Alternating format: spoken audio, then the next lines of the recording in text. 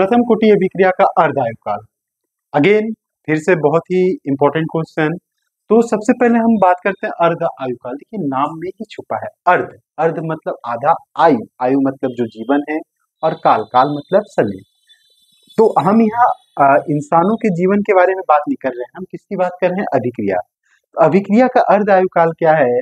वह समय जब अभिक्रिया आधी पूर्ण हो चुकी हो। सिंपल सी परिभाषा। तो अगर कोई आपसे पूछता है कि अर्ध आयुकाल क्या किसे कहते हैं, तो वह समय जब अभिक्रिया आधी पूर्ण हो चुकी हो।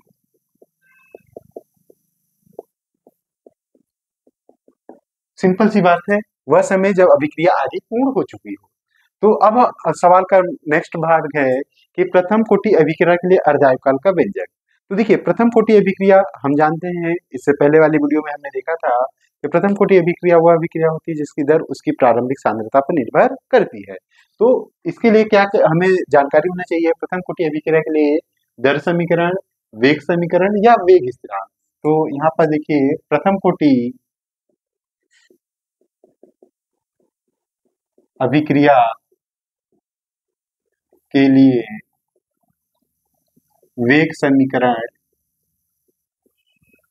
ये होता है k बराबर 2.303 बटे टी, ये लॉग आधार 10 a बटे a माइनस एक्स, जहाँ k आपका दर समीकरण है, दर नियतांक है, t समय है, a क्या है?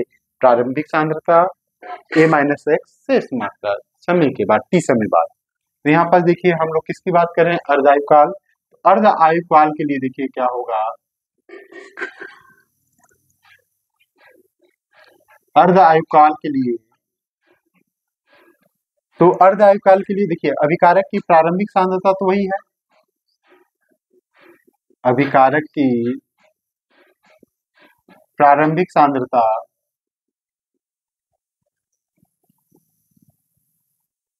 ये तो ए ही लिया है हमने। समय देखिए, जो समय है अभिक्रिया आधी पूर्ण हो चुकी है, तो समय भी तो आधा बीत चुका है। मतलब टी को आधा समय लिखने के लिए क्या करेंगे? टी हाफ, इस तरीके से।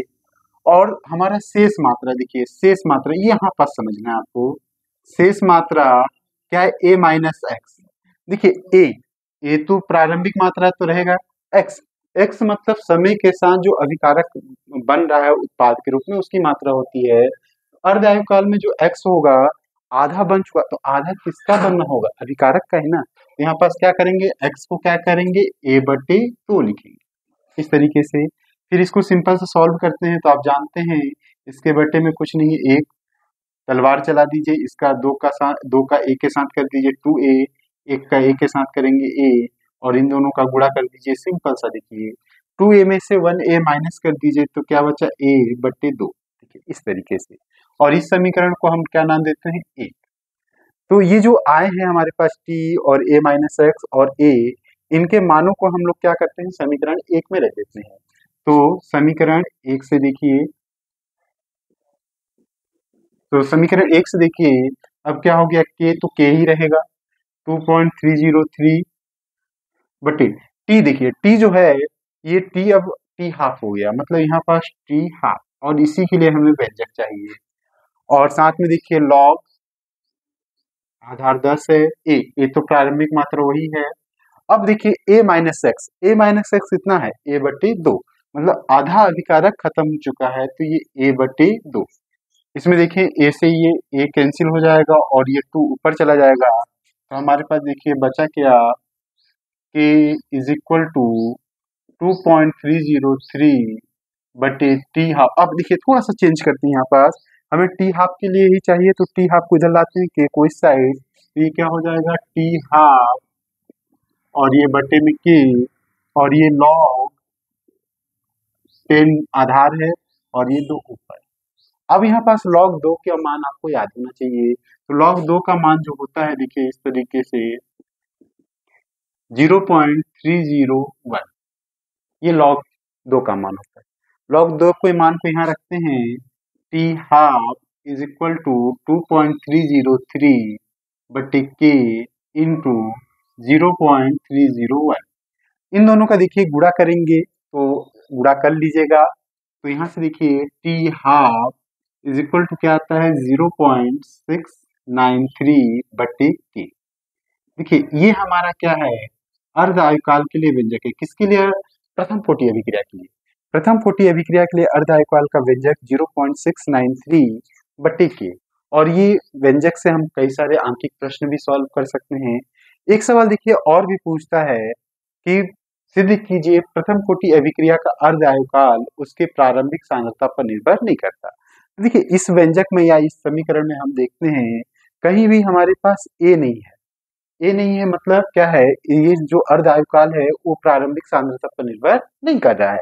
तो यहाँ से व्यंजक से स्पष्ट है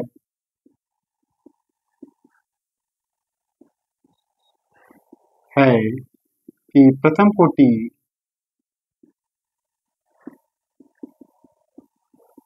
अभिक्रिया का अर्ध आयुकाल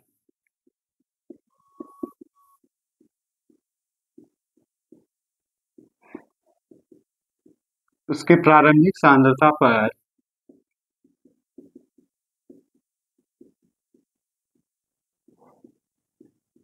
निर्भर नहीं करता।